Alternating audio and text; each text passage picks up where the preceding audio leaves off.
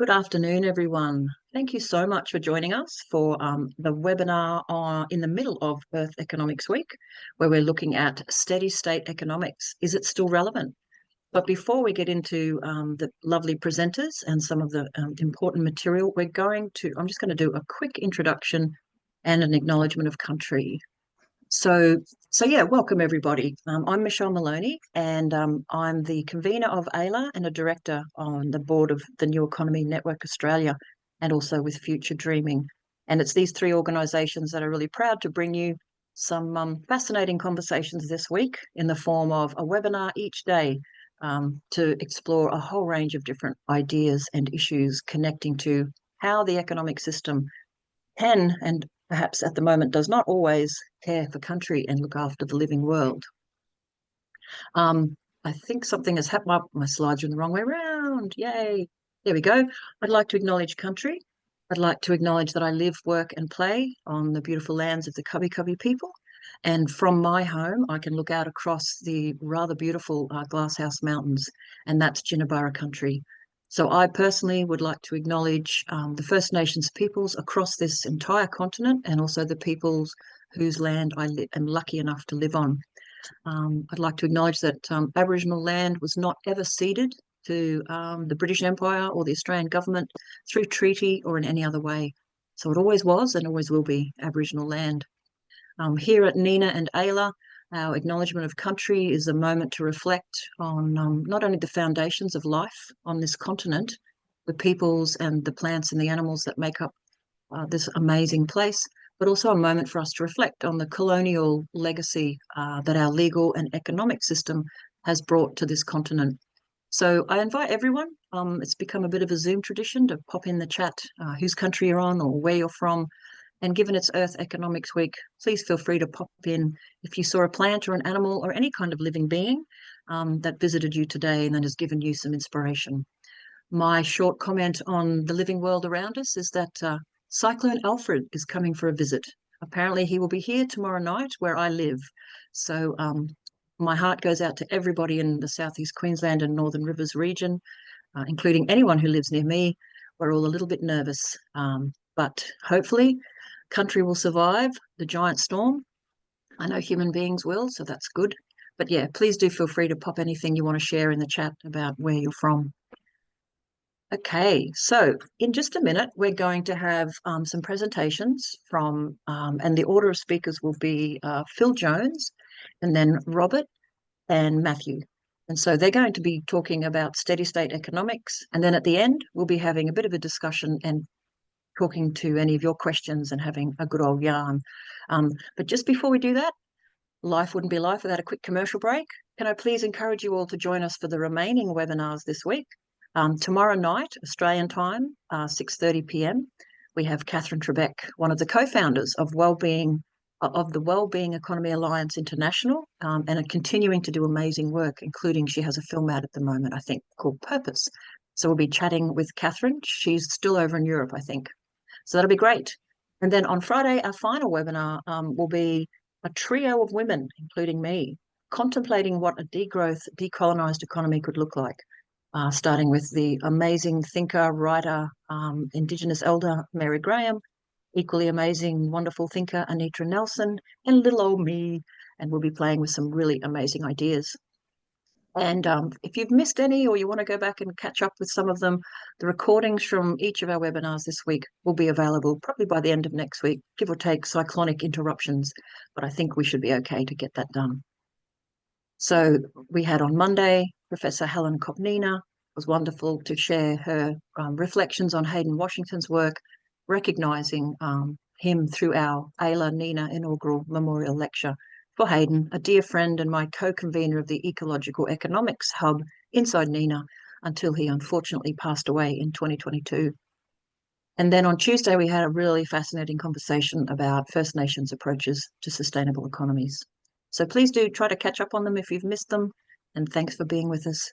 And very quickly, why Earth economics? Why have we given a tagline like that to a discussion about different kinds of economic systems? Well, at the same time that we feel and see climate change bearing down on us because of generations possibly even a definition of thousands of years of economic activity, particularly from Western constructs and thinking. Just as we see that, we've also been watching amazing alternate ways of thinking about an economy rising up in Western constructs like steady state economics, Doughnut, well-being, degrowth. So the question I always have is, why haven't these great ideas had the sufficient traction that they need? Are our economic systems changing? What approaches are working? And these are the kinds of issues that we toy with, both in NINA and in AILA. And that's why we love having great people talk to us about the different ideas they're engaging with. So that's all from me. Just a quick plug for the New Economy Network Australia has just announced its call for proposals for its fabulous conference from the 10th to the 12th of October at the Gold Coast, which is Mary Graham's traditional lands, the Yugambeh language speaking peoples. And the theme for the conference is Pathways to a Thriving Future, Ancient Wisdom, Bioregioning and New Economies. So please put that in your calendars if you'd love to come and be with us. There should be a grassroots economics fiesta of a couple of hundred people, really worth coming together for. So without further ado, I'd very much like to put in the spotlight. I'll bring Phil up. So for those who are accomplished playing on Zoom, when I have a new speaker, I make sure that they're spotlighted so you can choose to see them more easily. So, Phil, I'm now going to hand over to you if you'd like to share screen if you have slides, or just kick off if you wish. Each speaker is going to have about 15 minutes to share some ideas, and then we'll be back for questions. Thank you so much, Phil. Oh, thanks, Michelle. Thanks for the introduction. I hope people can hear me. So, first of all, I'm the Secretary-Treasurer of CASSE New South Wales. I'm on Gadigal land, or Camaragal land. What I'd like to do is go to the next slide, said he, hopefully. Why is that not happening? Yes, here we go. Question is the steady state economy relevant? Well, the answer is certainly yes. Why? Because it's needed. If we have a look at these graphs, we're looking at exponential growth, and that is simply not possible. So we need one which is sustainable. And of course, that crisis has been drawn to our attention by the Club of Rome, and the research that's happened since has backed up that as late as 2019. So the second reason why it's relevant is that it provides a sense of direction. Now, we've got the Sustainable Development Goals, and they, of course, have responded or were developed in response to our ecological crisis. But when they were published, they were immediately reviewed on request. And the reviewers came up with this statement that to be effective in communicating the Sustainable Development Goals, it's necessary to have a compelling narrative to describe how the world could look when the goals were fully achieved. Well, that's the steady state economy in part. So it provides a sense of direction. We know where we're going, or we know where we need to go as far as the economy is concerned. It has distinct measurable features so that we can maintain, we can measure its, we can measure progress that we're making towards it. So I would like to address three questions. First of all, what is a steady state? Then what are the key features of a steady state economy? And then how can we make progress towards that? So a steady state system is one, in a sense, that's relatively stable, and an ecosystem, a long-established ecosystem, maybe 100,000 years, whatever, as a good example. So it's one where we have renewable, we have energy driving a whole series of processes, and at the end of that result, we have heat produced. Now, in the case of an ecosystem as a steady state system, we have a good deal of recycling with our decomposers and our scavengers. So that's got to be a feature too of our steady state economy. Now, in dealing with a steady state economy, it's handy to look at the circular economy. In one sense, you could probably say that the steady-state economy is a circular economy that isn't getting any bigger. So as we have a look at that feature that's on the screen at the moment, you can see, and you're probably familiar with, we've got sharing of available materials, we've got reusing, redistributing, recycling, and so on. So the essential features of a steady-state economy, as I see it, these, first of all, one that's driven completely by renewable energy with net zero emissions. One in which we have non-renewable and renewable resources that are recycled, and the renewable resources are consumed at a rate that's no greater than nature can regenerate them. Again, it has a sustainable and roughly constant population in an environment which is adequately, it has an environment which is adequately, with adequately areas dedicated to land and sea, preserving nature. It's one in which we have social equity, both within countries and between countries, and where there's adequate work for all who are willing to work or able, and it has a financial system that ensures our needs.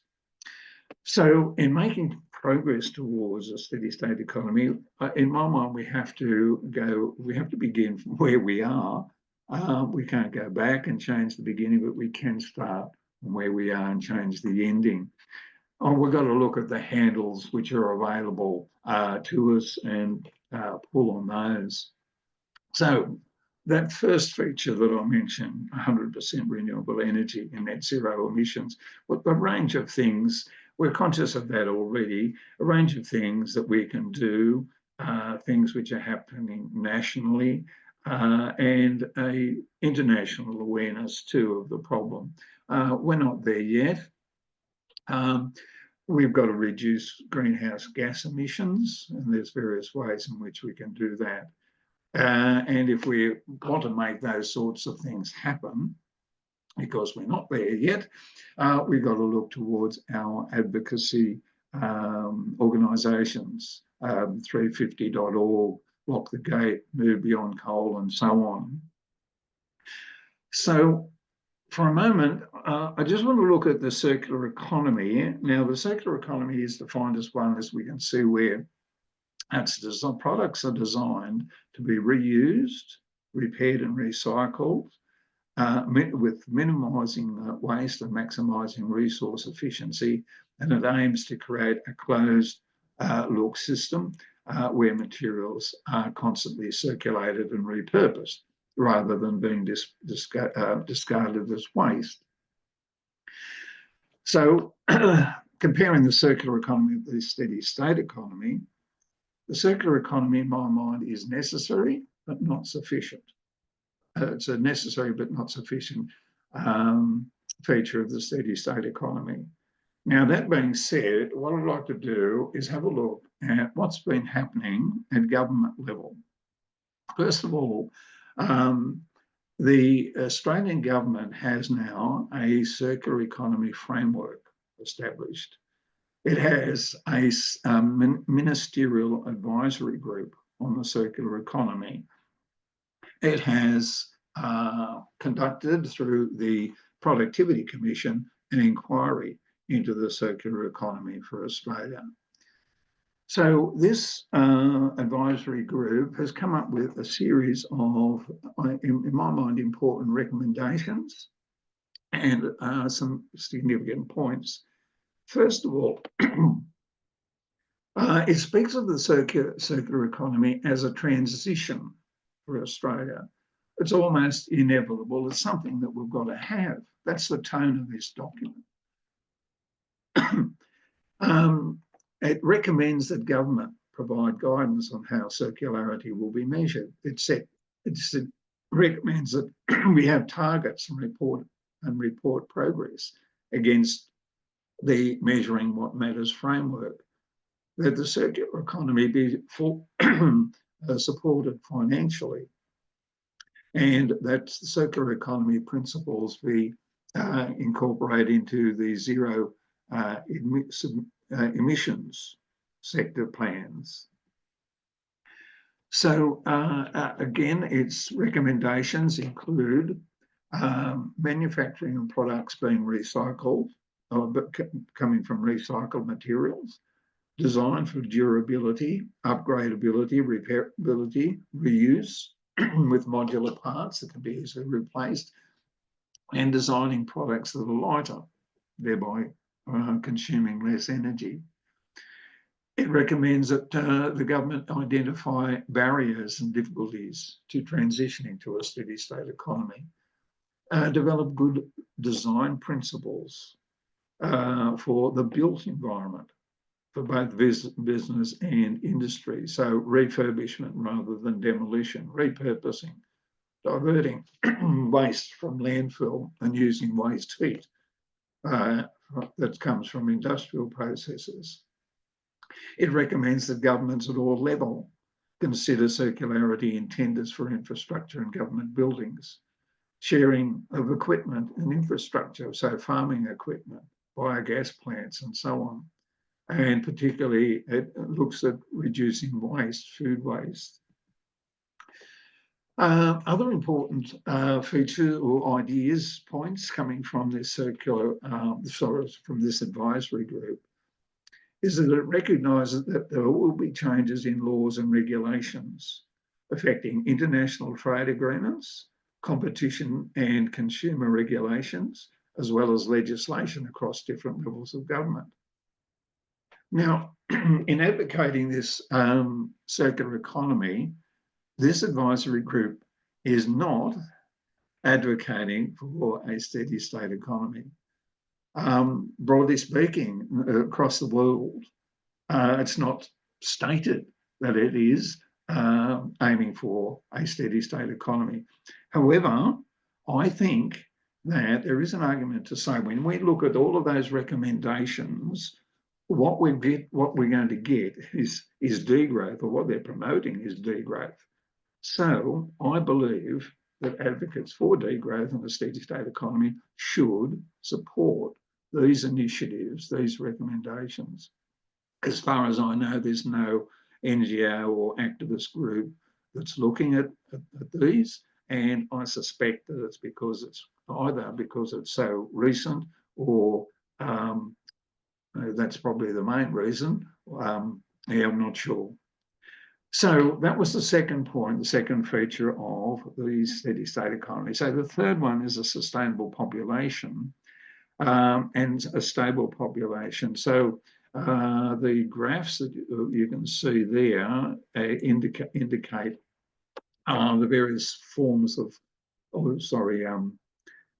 age profiles that are associated with population. So Australia at the moment, if you look at that bottom one there, indicates that it's not stable and in the long run might decrease.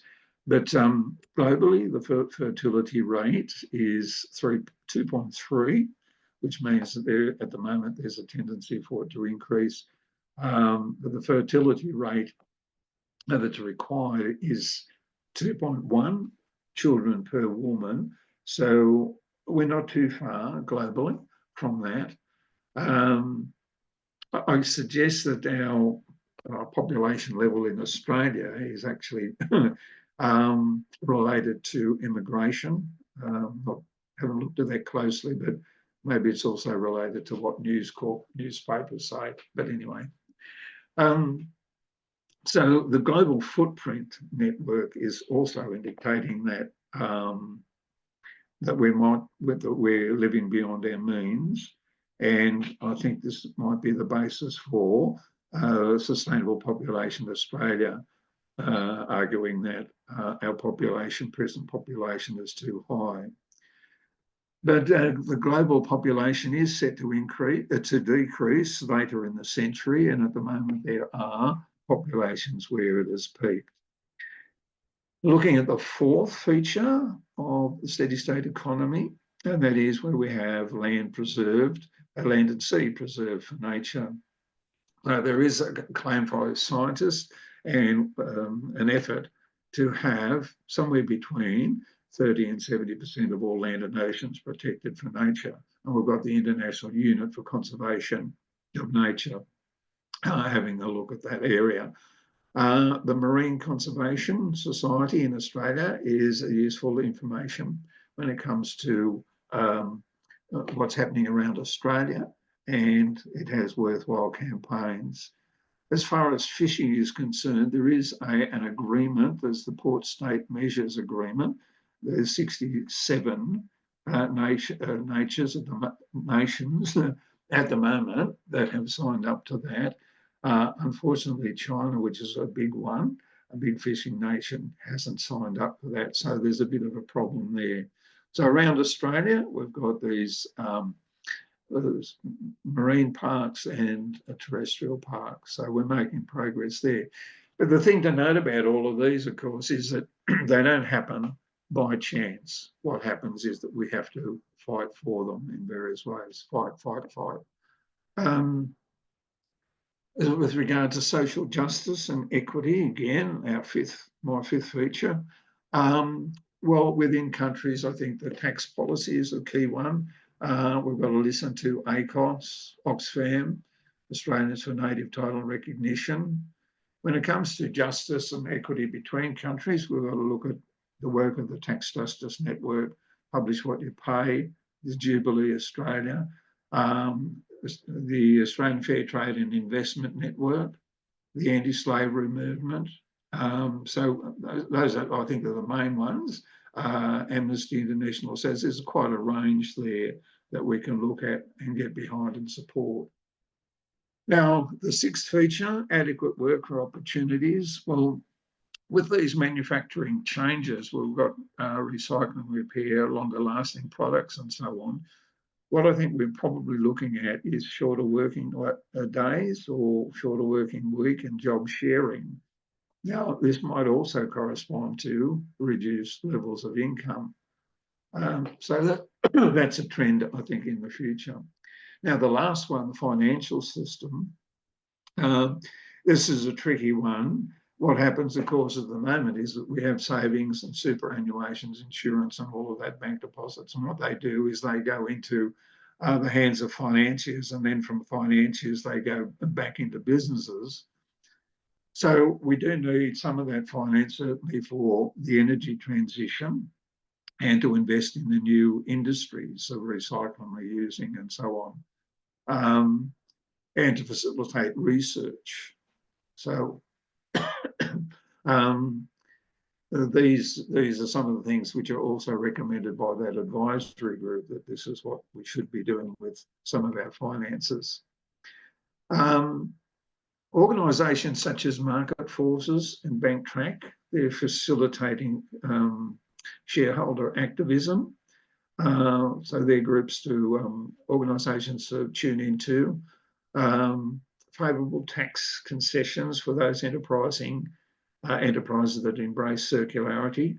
And in the long term, whether or not capitalism can actually continue is another question. Just how it's going to be dissolved, I'm not too sure. But other structures which are emerging, economic structures, are libraries of things, local exchange trading systems, and so on. So, people are looking at alternative structures. So in conclusion, what I would like to say is why a steady state economy and why is it relevant? Well, it provides us with a sense of direction. I think it's absolutely inevitable. We can define it, we can measure it, and we can latch hold of advocacy initiatives that need to create it. So while individuals and communities can have their own initiatives in pursuit of a sustainable economy, the whole transition does need to be mainstream, I think, in the long run. And what would be most helpful in arriving at a sustainable steady state economy would be an agreed vision and an agreed strategy. Points for discussion. End of talk. Thank you so much, Phil. That was a really excellent overview of these key elements of steady state economics. And thank you for bringing it all up to date with an analysis of the Circular Economy Advisory Group's work and all those other great points. So, Phil, I have many questions, but we shan't. We shall restrain ourselves. So, folks, if you have questions for the panel, please do pop them in the chat. I can see some great conversations happening in there, which is always really great. So Phil, I'll now invite Robert to join us and I'll take the spotlight off you. Thank you very much. Don't go away. We'll bring you back shortly for a longer discussion. And Robert, please, welcome to you. How are you today? I'm fine. So hopefully, yep.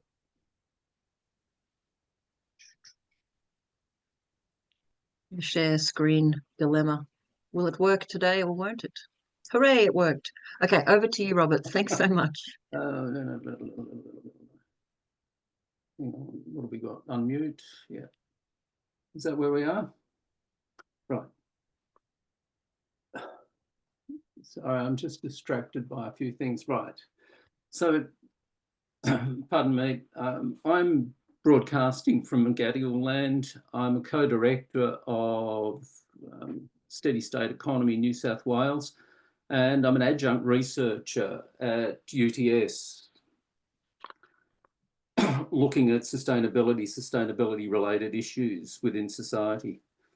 The focus of my talk today is on the ecological aspects of social economic systems.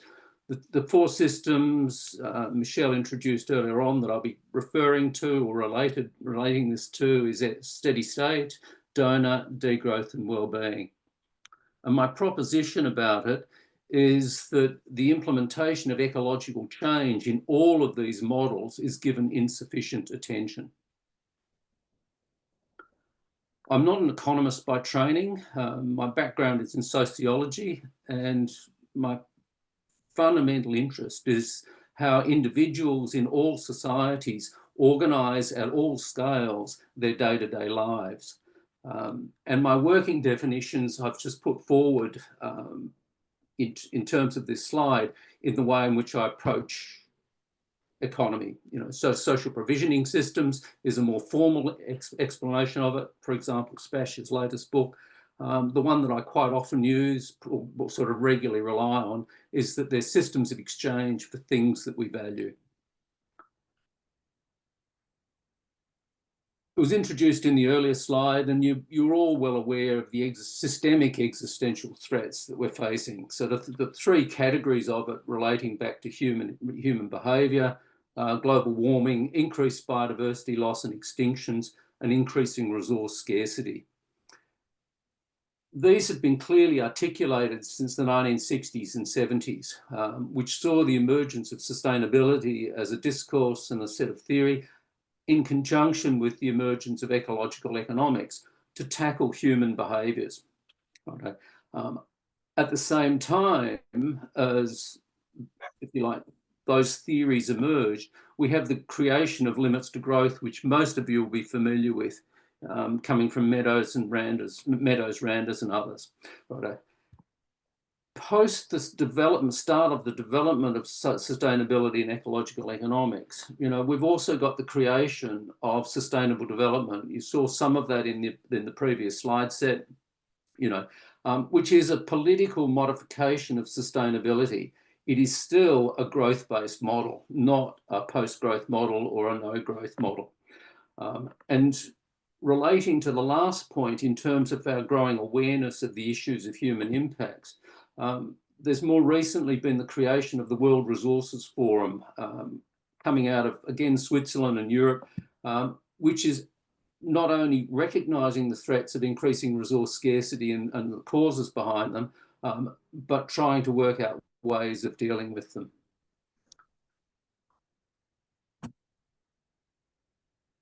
My proposition, what feel like the foundation of where I'm coming from, is it's consumer capitalism, which sort of currently defines in simple terms orthodox economics, And consumer capitalism since World War II, we've been trained to improve and increase our consumption as an end in itself. Right? There is a clear acknowledgement of access to natural capital in capitalism and consumer capitalism. It recognises that they provide the resources that we need to support the growth of consumption. However, 2 points I'd like to make. One, the relationship to nature is instrumental. Charles Birch, an eminent biologist, going back 30 odd years now, fundamentally said our conventional relationship to nature is instrumental, not intrinsic. And the other aspect that we're looking at here that I'll explore is that the extraction here is not associated with waste and its impacts on nature. Waste is recognised, but more as a productive inefficiency.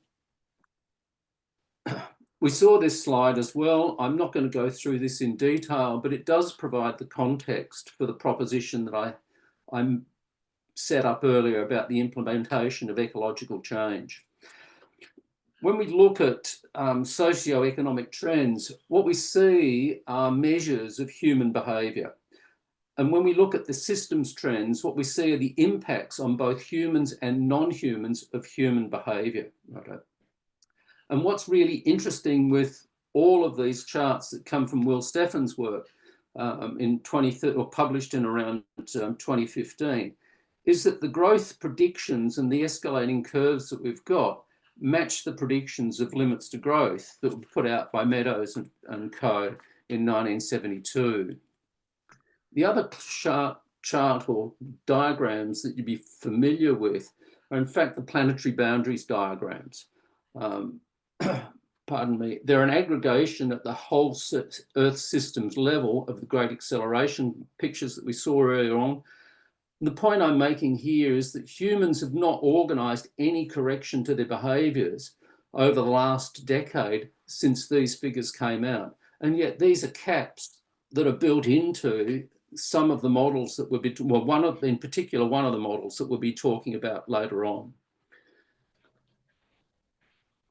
What's also interesting here is they do not imply, but they do indicate that the ideal of growth still reigns supreme in our social economic systems, and the ecological consequences of those systems are simply rationalised away. So these are the four systems that I'm looking at. I won't go into these in detail. I'll just summarise them briefly and focus on the ecological points. So the steady state economy is an early model of ecological economics. It clearly links human behaviours to natural capital, and it recognises the relationship between population and consumption. And we've heard that in the previous talk. Most of you would be familiar with the IPAT equation. Impact equals population times affluence times technology. That formulation comes later, but it's a useful heuristic to go back when you're doing your investigations and analysis of our impact on the planet through our economies and social lifestyles. The important aspect of SSE was the identification and the implementation of caps to limit resource extraction. Doughnut economics, I mentioned earlier on, does incorporate the planetary boundaries categories and the need that we need to adhere to those planetary boundaries in terms of constructing, if you like, a system that operates at the Earth system level and to determine caps on human behaviours and resource extraction at that system level. It doesn't explain in any detail how that's done at the local level, right? But it clearly recognises the linkages and the impacts. Degrowth is another modern interpretation of ecological economics like Doughnut. Right? It differs from Doughnut and Wellbeing in its language and its aims to radically reimagine what it means for all people to live well. in fact, even better than they do now through scaling back consumption, which involves a dramatic reduction of extraction. And the wellbeing economy, which you'll hear about more tomorrow, is the most recent interpretation of post-growth economics and ecological economics. It clearly acknowledges nature, it clearly acknowledges the existential threats that we are facing, right? And it clearly acknowledges that nature needs to live well if humans also want to live well, right? My proposition for all of them is that the four systems that we've seen now, the way they're presented, the way they're discussed, are fundamentally still anthropocentric in their perspectives and anthropocentric in their propositions and their decision making. Right? There are elements of biocentrism in this, and what you'll see in sort of this slide is that the anthropocentrism and biocentrism focuses on living beings, animals, in fundamentally animals that are there, it's just in the pictures. When we look at an ecocentric perspective, we've got a much more comprehensive combination of living and non-living, which come together in terms of a system of behaviour and a system of understanding that we need to move forward to. There is biocentrism, right, in some of the systems that we've talked about earlier on, but little, if any, ecocentrism that's applied to human behaviour.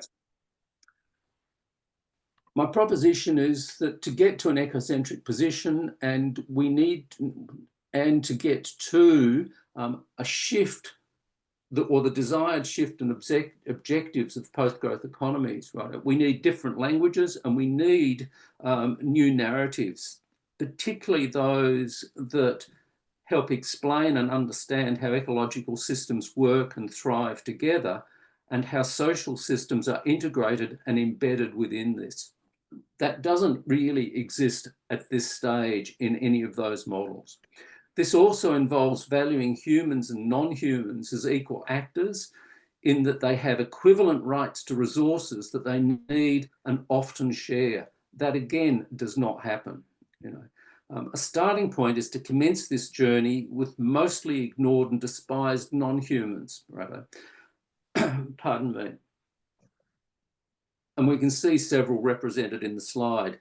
What's interesting in terms of that last proposition and statement that I've made is it's now understood that mining site rehabilitation, for example, needs to also re-establish the microbiome in soils, not just plant a few trees.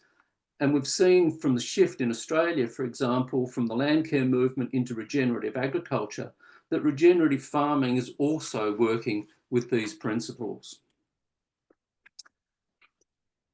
We do have excellent examples of cultures that draw on biocentric mindsets to inform decision-making and behaviour, to nature. So Buen Vivir comes from the Americas, and has had a material influence, on the politics of Ecuador and Bolivia, as well as other South American countries, right? It's also been sort of referenced and linked to degrowth theory and practice, particularly early on in degrowth's evolution, since it was put out, if you like, in the major publication of Serge Latouche's book. Another extant example is the Aboriginal concept of country. It's a good example of ecocentric thinking and practice that's shaped a steady state economy over millennia. So, for example, see Bill Gamage's book on the biggest estate on earth, How Aborigines Made Australia, right? The important point that I'd like to make here is that country embraces humans and non-humans, unlike, if you like, the biocentric perspective that I highlighted earlier. The other key aspect of the Aboriginal concept of country is that it's built around systems thinking and the ideal of systems thinking that sustainability theory has been trying to encourage since its inception, and also the limits to growth theories since its inception. You know, both of those go back to systems thinking models. Whoops, sorry. In terms of theorizing country, a lot of this work was undertaken by Maloney, and he was a lawman from up in the Kimberley region of Western Australia, and worked a lot with Hannah Rachel Bell throughout the years. He recognised that all cultures can adapt and learn from each other more effective ways to improve their livelihoods. The concept of two-way thinking you may well be familiar with, he created, is now being used in a lot of communities, particularly up in the Northern Territory and, you know, across, if you like, northern Indigenous lands in terms of their communication with dominant economy or sort of orthodox economics in Australia. In triangle thinking, pardon me, what he's talking about here is an anthropocentric worldview, and I'm arguing that all of the four post-growth models that we talked about earlier on still fundamentally fit this pattern of triangle thinking. All right. Pardon me. It characterises the Western European mindset, you know, and it's also implicit to orthodox conventional economics and politics. Right. What's also useful is to understand is that as you move from the top to the bottom, the value represented at each of those levels diminishes. I do like Maloney's statement is there always has to be a big boss. Pattern thinking, pardon me, not dominates, but shapes and forms Aboriginal cultural systems, you know, and it explains ecosystems, you know. It's also linked very strongly with the concepts and constructs of complex systems theory and what complex systems theory is attempting to do in social settings. This summary is a key aspect that Maloney put together. It comes from Stockton's work, who's created the table. And you can see the encapsulation of two different ways of engaging. They represent two different ethical systems and two different moral systems. In triangle thinking, which we're all well versed with, it's dominated by ownership and control. So there's layers of power and layers of engagement, and it compares very differently to pattern thinking, where there's a sense of belonging, is no sense of control or power. It's the system itself which engages with, pardon me, decision-making and interaction.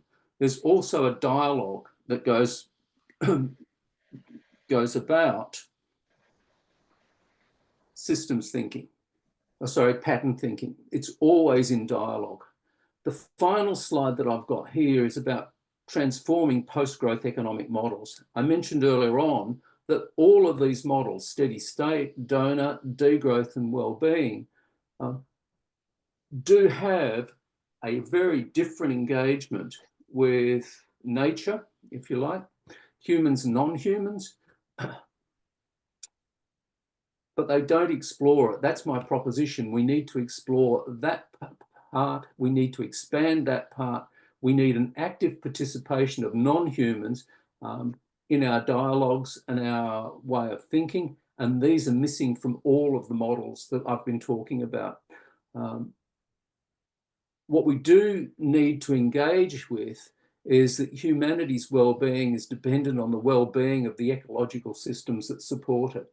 And we need to actively explore that in terms of how we go about achieving that. If we can get social, economic, ecological systems, you know, in place that accept and ensure that humans and non-humans need access to the same resources for their well-being, then both humans and non-humans will thrive. This requires new narratives, it requires new value sets, it requires a new moral order. And I think this is the task that these post-growth economic models need to develop more effectively.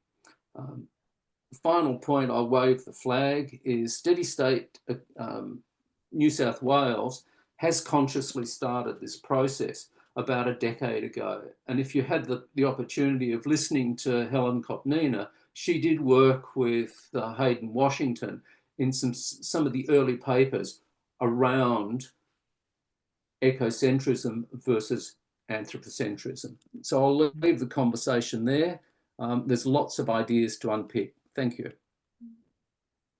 Thank you so much, Robert. That was excellent. I really loved how you weaved together some of those fantastic slides and notes about Aboriginal governance and thinking. So thank you so much. We will keep going. And we'll... This is a quote from an early economist, classical economist. And as I've already said, there's a beautiful cartoon we commissioned by Polyp, an English cartoonist. Now, James Magnus Johnson, who's also been involved with working with CASSE, Centre for Advancement of Steady State Economy, he makes some notes about a steady state economy. He says that a steady state economy sounds policy orientated and technical, and many of the things we've heard today might sound, a little bit overly technical. But the real initiating factors are much more profound than mere economics. And this echoes a lot of what Robert has been saying. It was John Stuart Mill that foreshadowed a steady state economy needs to be initiated by a cultural, spiritual, and political value shift towards simplicity, sufficiency, sharing, community, and a deep sense of the natural world. So I think this is pretty profound, coming back from the ideas of John Stuart Mill. James Magnus Johnston also tells us that a steady state economy is a dynamic market economy that efficiently allocates goods and services, but uses the lowest feasible rates of natural capital depletion. And of course, we're talking about this, we're talking about what we extract from the earth to make things. And it does this to achieve the highest quality of life. A steady state economy features three main elements: a sustainable population for the carrying capacity of the region, a distribution of wealth that is fair and equitable on an intergenerational basis. And I suggest we are all very aware of what this might mean as the problems in our worlds are evolving with climate change, etc. And low resource use, both in regards to renewable and non-renewable resources. So a steady state economy can be applied to a region, a nation, the global economy, as these fit within the carrying capacity of the planet's biosphere. So Joshua Farley, who worked with Herman Daly in the later years, summarises the three objectives of a steady state economy as optimal scale, fair distribution, and efficient allocation in that order. This contrasts very strongly with the neoclassical view, which is basically efficient allocation of goods. And we'll hear more about some of the poor approach that neoclassical economics has visited upon us because it drives so much of our current policy as promulgated by our politicians and into our laws, etc.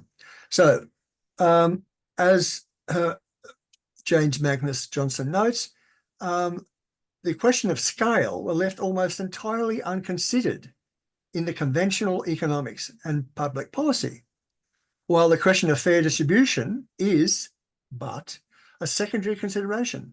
So today we know it's very topical.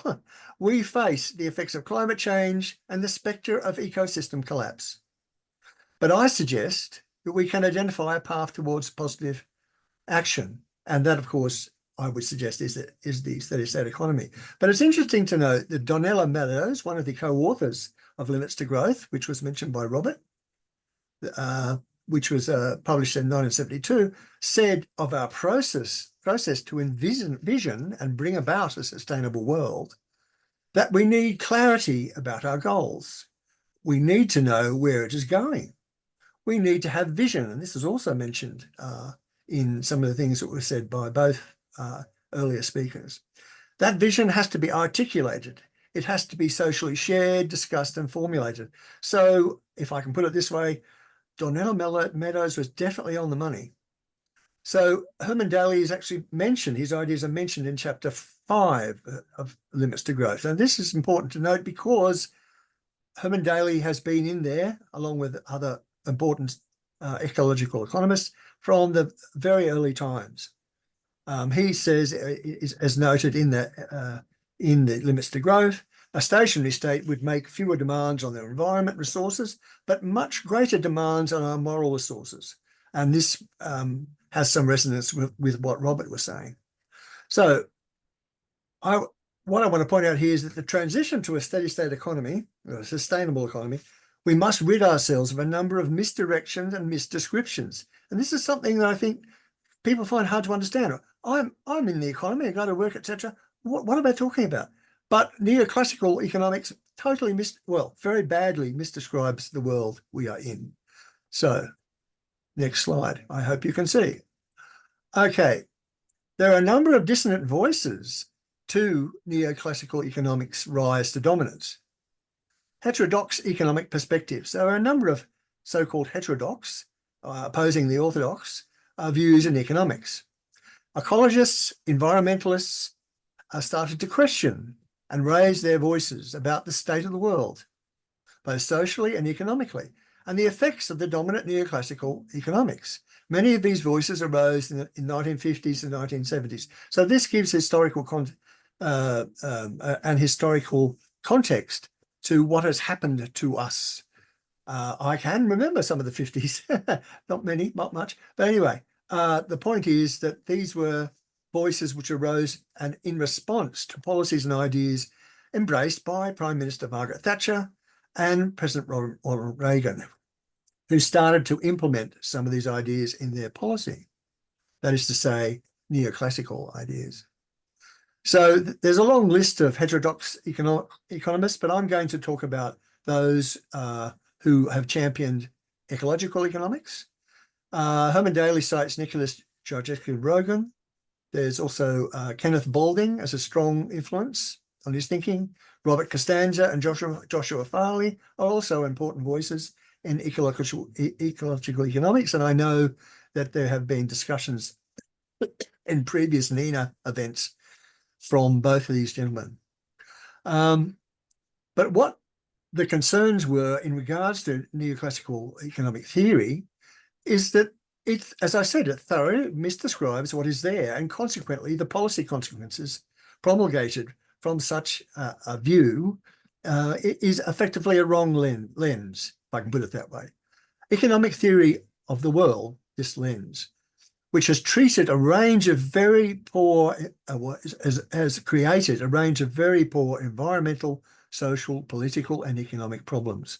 So very clearly, if you have the wrong lens, which is quite wrong, this will damage policy outcomes. And this is why the steady state economy, we believe, in CASSE New South Wales, is very important to show a way towards something quite different, a radical change. And here we have a little diagram from the Handbook of Ecological Economics, where we see the biosphere, the outer, and of course it would be much larger, physically speaking, human social sphere, and within that, a very smaller or much smaller economic sphere. So this conceptually might help to understand what we're talking about in terms of the elements within our society which add up to the economic effect on the world. So I'll borrow now from Herman Daly's speech in 2015.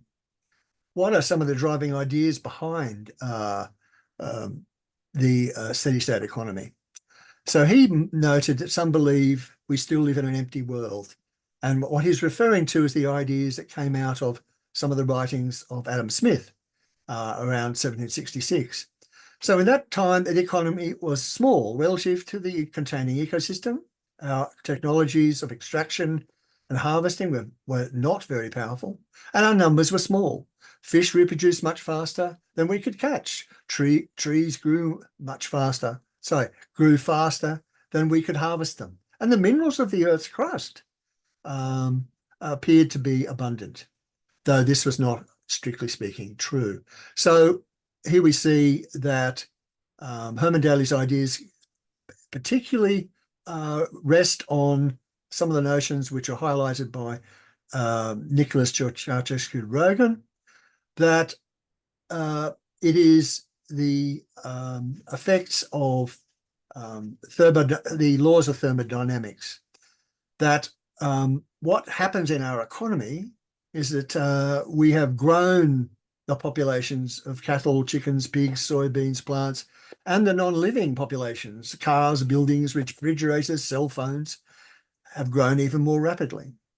All those populations, both living and non-living, are what physicists call dissipative structures. That is under the notion of thermodynamics. That is, their maintenance and reproduction require a metabolic flow. This begins from depletion of low entropy, where all this value is stored, as it were, and which is taken from the ecosphere and ends up, unfortunately, both in producing goods, but also returning pollution, high entropy waste back to the ecosphere. So this disrupts the ecosphere. So I've just taken a more detailed approach to what's thermodynamics role in the theory of steady state economics. And you can see the two pictures there of a much different system when some of these ideas were originally developed, that is neoclassical economics, and the truth about the current world. The economy is reaching out and damaging much more of the world. So, okay. So there's another slide here about thermodynamics. The point I've raised here is that thermodynamics clearly notes that we do not create or destroy, produce or consume anything in a physical sense. We merely transform or rearrange it. So the inevitable cost of arranging greater order in one part of the world, the human economy, is creating a more than offsetting amount of disorder somewhere else. So this is a big problem because as we use up our terrestrial resource of low entropy, we are creating an ongoing problem. And we can see this in many aspects reported in the news, huge waste streams, etc., and the effect on the climate. So as Herman Daly notes, we must stop talking about free and inexhaustible gifts of nature and rather talk about throughput entropic flow of matter that is the ultimate cost of maintaining life and wealth on Earth. And so the question is how and why? Well, some of that has been already addressed in part by the changes that are necessary to our society, and that was mentioned by Robert. I've just used, for dramatic contrast, that to graph total benefits and total costs here, and the effect of total stock at the bottom is really not going to be very helpful, though, of course, neoclassical economics is very fond of graphs and using mathematics a great deal to prove, or apparently prove. But Daly points out that this is not a matter of graphing mere accounting entries. So limits to growth stirred up all this interest, a lot of criticism, but Herman Daly and Nicholas Ceausescu-Rogan both produced papers in the 1970s which supported what was being said in the limits to growth. But Robert Solow and Joseph Stiglitz produced other papers which suggested that unbounded resource productivity and endless growth were possible. Now, my point in mentioning this is that Solow and Stiglitz arguments were founded on a model-based approach, which was, in fact, bereft real foundations. So Daly and Georgescu-Roegen really actually won the debate, but unfortunately this was largely ignored. And I'm quoting from a particular paper by Quentin Q. Anyway, so, okay, this is the problem, that we will not be able to solve all our problems by getting substitutes to all the resources we're using up.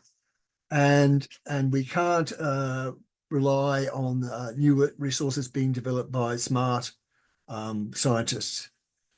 So they point out that we've fallen into a trap of ignoring the ultimate finitude of the common denominator of all useful things, that is low entropy, matter and energy, which is scarce in absolute sense. So there is a very strong scientific, arguably, basis to the approach of a steady state economy. So what does Daly seek to do?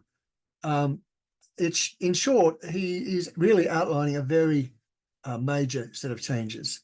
But Peter Victor, who is his biographer, notes that there's a strong focus on policy.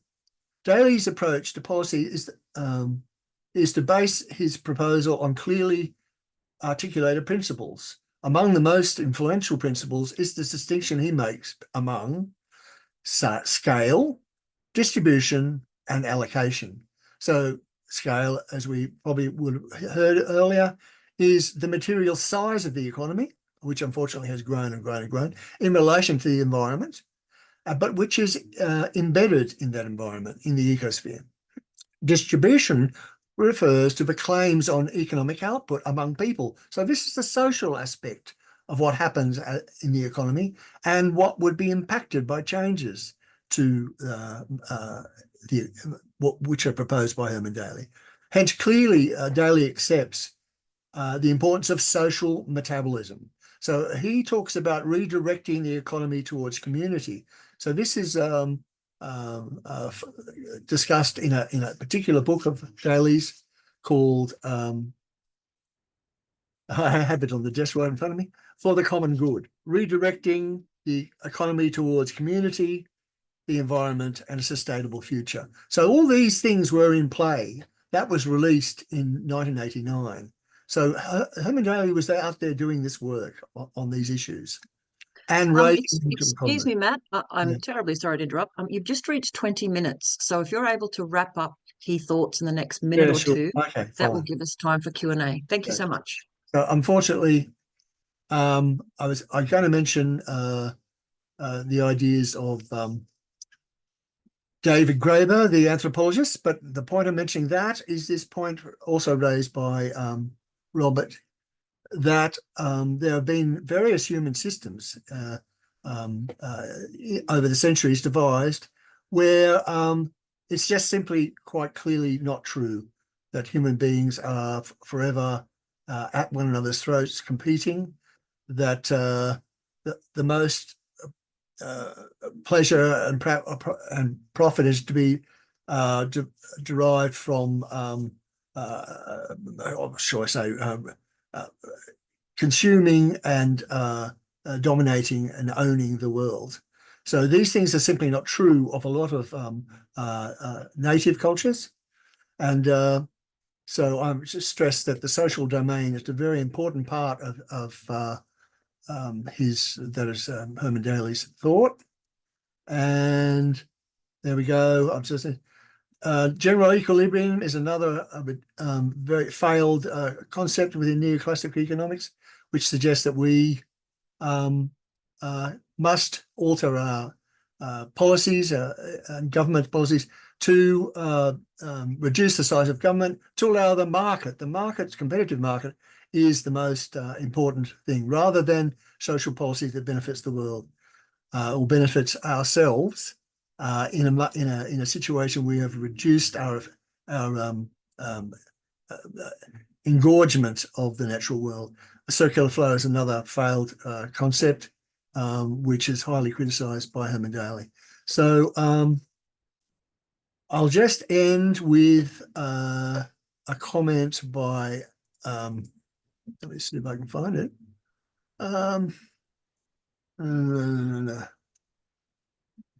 Okay. So while there has been some criticism of Herman Daly as an orthodox dissenter, because some feel he doesn't go far enough, I would point out that this is to do in part because he is outlining a prospective process of changing. He's not setting down things in concrete that must be. He's saying these are what we can do, and to start the change. So Spash, who does discuss a lot of these elements of Daly's work, said that Daly's dissent is strong enough for him to resign in disgust from Bayer Institute and the World Bank. So he resigned from various bodies he was in. He also came to be an advocate for a paradigm shift in economics. And this is what we're talking about, not mainstream conformity, to cast off those ideas which are actually misdescribing and damage our policy. So in this regard, ecological economics is a catalyst to that end, to shift the paradigm. And this is what I'd suggest is a particular value to the ideas of Herman Daly, and in particular, the notion of a steady state economy. Thank you, Matt. Thank you so much. And I'm glad your slides were able to be shared. After all, you did very well. Oh, great. Well, I don't know If you can why stop, that happened. no, it's a mystery. If you could stop sharing now, then sure. everyone will be able to, yep, we should all be spotlighted. Thank you so much to our speakers, and thank you to our audience. It's some heavy material, some of it, but really, really excellent. And there's also been some great comments and discussion in the chat. Before I go to some of our participant questions, perhaps we could just all reflect on the key question of the panel itself. You know, is steady state economics still relevant? I think we would all agree that it is. Could I ask you for your thoughts about why it's been so difficult to get traction for different economic theories? I'm fully aware that the political biases towards growth and the elite wealth is possibly the biggest one, but I'd still love to hear your thoughts about what were the efforts to bring steady state economics into strong policy. Are you aware of any particular reasons why people are still not engaging with the steady state idea? Perhaps Robert, could I start with you? Oh, look, I can't give a sort of a clear answer to that. It's a problem that's bedeviled sustainability, for example, since its inception. And one of the things that I keep coming across is what we're asking people to do is to fundamentally rewrite their worldviews and change some key economic or moral principles that they use to inform their decision making. And I don't know how to do that, or I have not come across anyone who actually does know how to do that well. Thank you. We'll come back to that. Matt, do you have thoughts on? Yeah, sure. Well, look, there have been a number of suggestions about this. Someone who may be familiar to a number of people, Steve Keen, has suggested that basically the process of teaching economics drums into the brains, and he was one of the brains that was drummed into. Some of these, what I was talking about, are false and misleading concepts about the economy. So graduates often feel that they know. Some of these things in talking about degrowth are just almost incomprehensible. So this comes, Spash talks about this, and there's a very interesting discussion. It might sound very rarefied, but as to whether some of the ideas of a steady state economy are effectively in some way incommensurable with the ideas which support neoclassical. They just can't see what on earth are you talking about. And but of course, this obviously isn't a terminal problem, because there are a number of economists who have turned around and said, no, as I said, the heterodox community has been criticizing what neoclassical economics says. So yes, arguably it's a sociological problem, and there's interesting discussions about what it means to undertake a paradigm shift. I could discourse on this. I study this in the philosophy of science at postgraduate level, but I won't. But it's fascinating stuff. I can't hear you, Very Michelle. often I do that. Yeah, I was just going to say thank you, Matt. Very thoughtful, and perhaps the comments on the sociological aspects as a webinar for another day. Very important. Phil, your thoughts on this? Well, I think the opportunity to talk in the media about public media about steady state economy basically don't exist. So sustainability gets a little bit of airing, but once you start talking about the economy and you say the steady state economy, or if you did, people would say, well, what do you mean by a steady state? So you've got a whole another explanation. What's the relevance of that to our ecological problems? Again, another difficult line of communication. Thank you. And just to follow that up, and we'll come back to some specific questions from the participants in a moment, I was really keen to get your opinion on, we see wellbeing economics kind of getting a little traction at the moment. And even when the current federal government first got in, they were toying with, they talked about a wellbeing budget. Do you think the concept of wellbeing economics, although it's heavily flawed and people critique it for not being strong enough or focused enough, but do you think it might be a wedge that can open up conversations that challenge the growth paradigm, or do you feel it's just another fad? What are your thoughts on that? Any thoughts? I'm vaguely encouraged by the uptake of well-being as a gentle way to move away from GDP, but I'd love your thoughts. Matt? Yeah. Yeah, well, look, one thing I didn't mention, and you're lucky because it would have been even longer, is what Herman Daly worked on, which later became the genuine progress indicator. He pointed out that when we use GDP, we are also counting the work that needs to be done to clean up a lot of the mess, a lot of the destruction, because someone has to pay for that.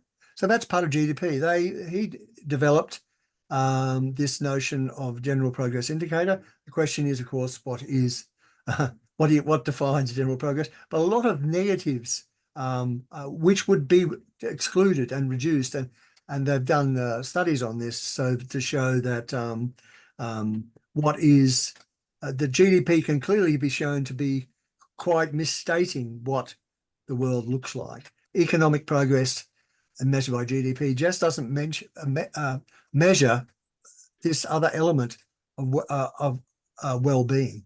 But the other problem with well-being, as I see it, is that are we measuring different elements of well-being, and do they add up to a proper structural change? And I'm sure the speaker, Ms. Trebek, will outline this. But it seems to me you need to have that backing of a structured, critical comment like a steady state economy, as prepared by ecological economists, to underpin the kind of changes that must be undertaken. As boring as economics may sound, overly technical, as I first mentioned, these have to add up in things that improve well-being. No, but when we just focus on well-being, how does that add up to a real set of changes? So I think that's a problem, in my opinion. Thank you. Phil, Robert, any thoughts? Well, I'd say well-being is a good thing to focus on, but the thing about GDP at the moment is that GDP is a bit of an indicator of resource use. I don't know that it correlates to some extent to pollution, but we do need an index which indicates something about resource use and pollution.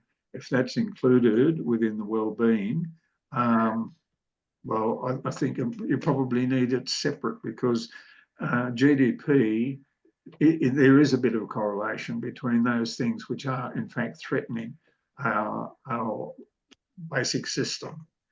So I'm not. It's good to have things to measure well-being, yes, but we can't. We've got to measure resource use, pollution, and these things which threaten our environment. Thanks. And Robert, any final thoughts before we get into the questions from the group? I think one of the strengths of the wellbeing economy is it is not like degrowth, for example, a hand grenade word, and people can relate to it more effectively. Regarding the measures, and I've watched sort of read through very quickly, I haven't done enough justice to a lot of the comments in the chat. The one thing that I do think, for example, that the wellbeing economy could do, because it's not the hand grenade term that degrowth is, for example, and neither is it as sophisticated as the Doughnut economics model with its I've just forgotten the word, but with its essentially its measures, both in terms of social in the inner circle and the planetary boundaries measures. One thing that we do forget in all social systems is the importance of narrative, even short stories and short descriptions, in terms of being the measure that we're aiming for, because it allows flexibility, variability, and much more complexity to be adopted in terms of social change. And so how do we get a narrative measure rather than a numbers measure? No, thank you. And I know that wellbeing economy is different to steady state, but I agree with your comment that it doesn't challenge people quite the way degrowth does. And I love degrowth ideas and where it can take us. But wellbeing economy does seem to be something that could maybe possibly create some space to have further discussions about the economic system. And just want to give I wasn't planning to do this, but a very quick plug, not for an email I'm drafting. Oh dear goodness. For those who don't know, there has been, I want to give credit to Mike Salvaris and Jeffrey Woolcock and a number of others. They have been developing an Australian National Development Index long before wellbeing economy ideas were kind of started to get more popular. So if you're not familiar with that, the website's just andi.org. And I know that discussions about measuring and indicators can be both incredibly important and incredibly dry and critiqued by people. But anyway, I just wanted to mention there has been a lot of work through the past with people trying to redefine how indicators can be used. So yeah. All right, enough from me. What I'll do now is just have a quick couple of questions from the audience. For folks who have to leave us, the scheduled finish time was 1:30. We might creep over by 5 or 6 minutes to just go through a couple of the questions. So I hope that some folks can stay with us, and we'll obviously keep recording. Let me just find my way back to the questions. So there's actually a really good question from Marco Gritz, who I know is in New Zealand. So thanks for joining us, Marco. It's a question sort of for Phil, but perhaps we can all reflect on it. At the beginning of his talk, Phil mentioned the question, what would the world look like if the 17 SDGs were actually achieved to a sufficient degree? Was there an answer to that? Do you know, Phil, do you have your own thoughts, or did you know that people are actually trying to create what that looks like? Well, my answer to that would be the amongst those 7 features that I mentioned, that I listed, there'd be other ones too. I think things like a lower level of flying, aeroplane flying. There would be more localised production of food to cities and so on. There would be less transport. I think there would be local tourism, or focus on local tourism rather than international tourism. Yes, so my answer would be, again, the circular, as far as resources are concerned, those outlined in the circular economy, along with the stable population, the reserves for nature, and so on, those ones that I listed. Okay, thank you. And I guess that's really, for folks who are engaging with the United Nations SDGs as a process and as a potential outcome, what it would look like to get those visions in place is very much. Can I just add, I think that those SDGs, I don't know how they're going about implementing them, but certainly They are getting into governments and so on. There's a lot happening behind the scenes, and I think they are pushing for the kind of change that we're probably all hoping for. And when I discovered really this move as far as the government was concerned, into the circular economy, I thought, yeah, that's come about because of the work that's being done through the SDG network. Okay, thank you. Sorry if there was an echo there.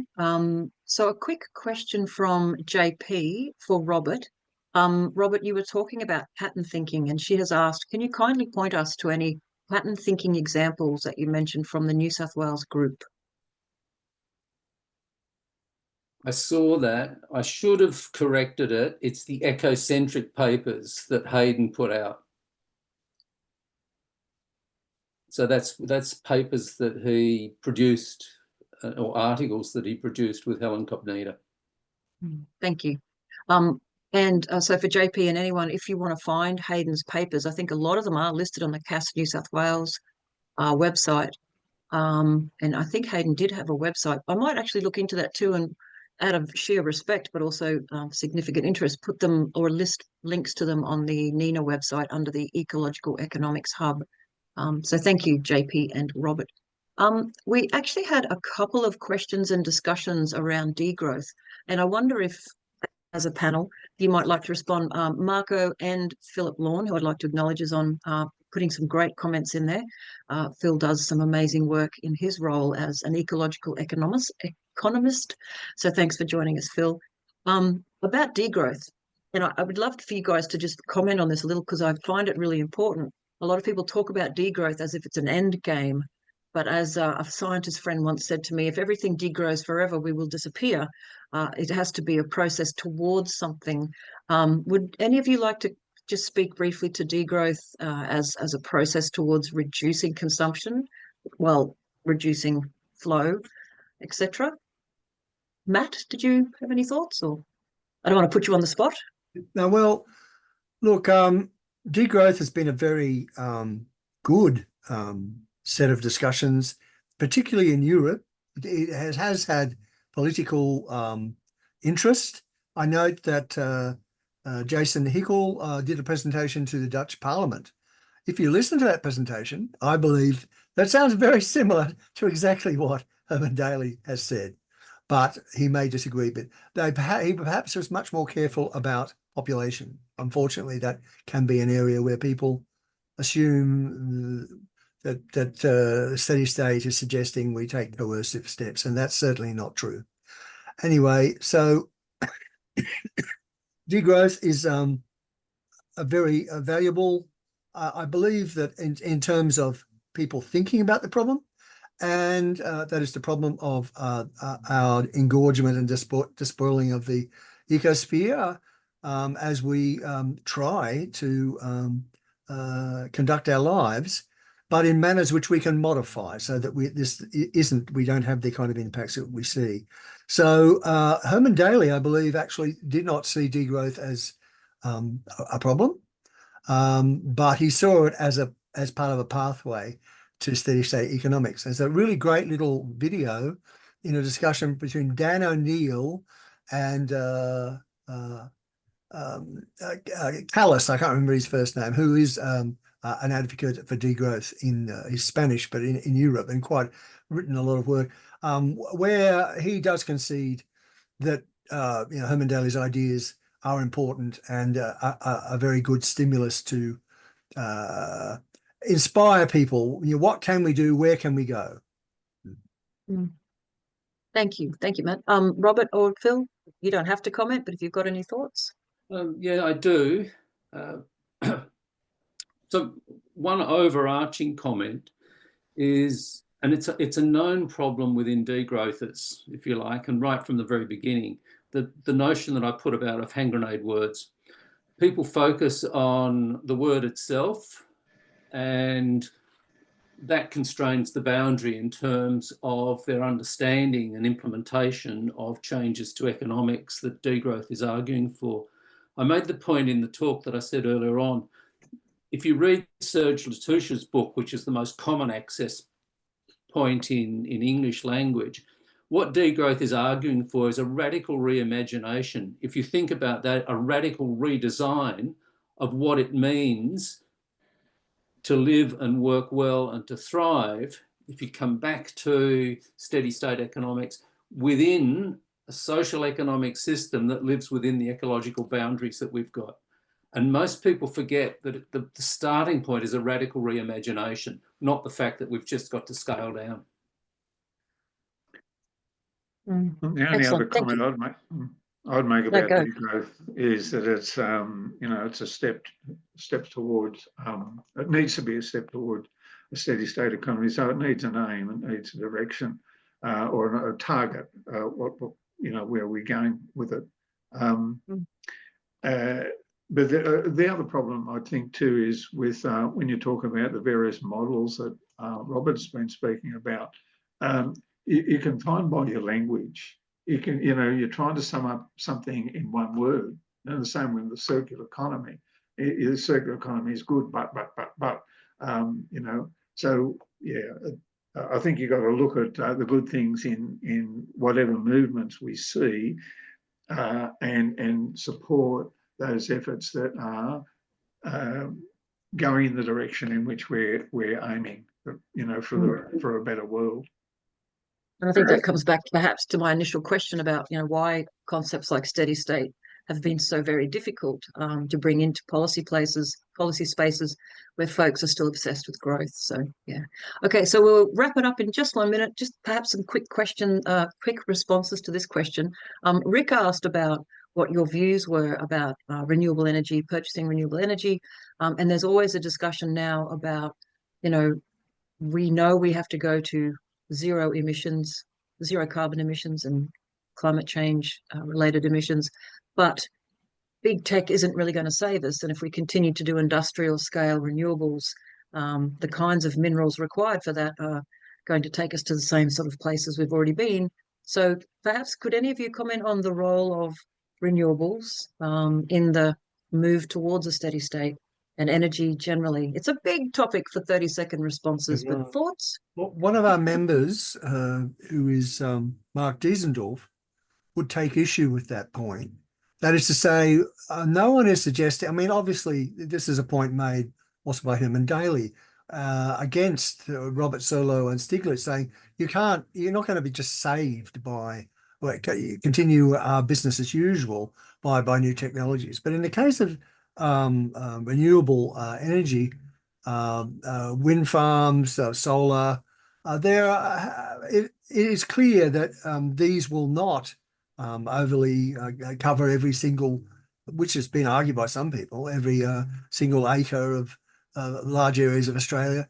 No, and furthermore, that a lot of the batteries, which are one of the backups to now they're finding chemistries which don't require some of the things like cobalt, etc. So that and there's far more recycling able. You can't recycle burnt diesel or the fumes emitted from the back of your car when you're using petrol. You can recycle batteries. You can, in fact, recycle solar panels. So there are much, it's easy. We can't get carried away. Technology will save us. That's not going to, but technology may be able to greatly improve the likelihood of a very strong move to decarbonize.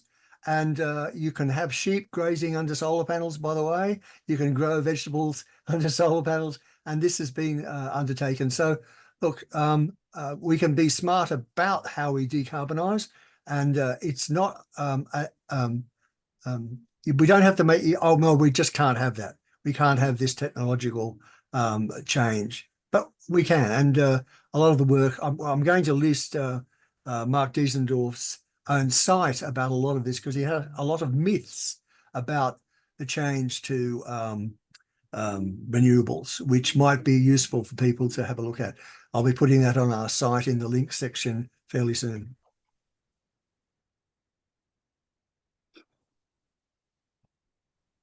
Sorry, guys, doing too many things.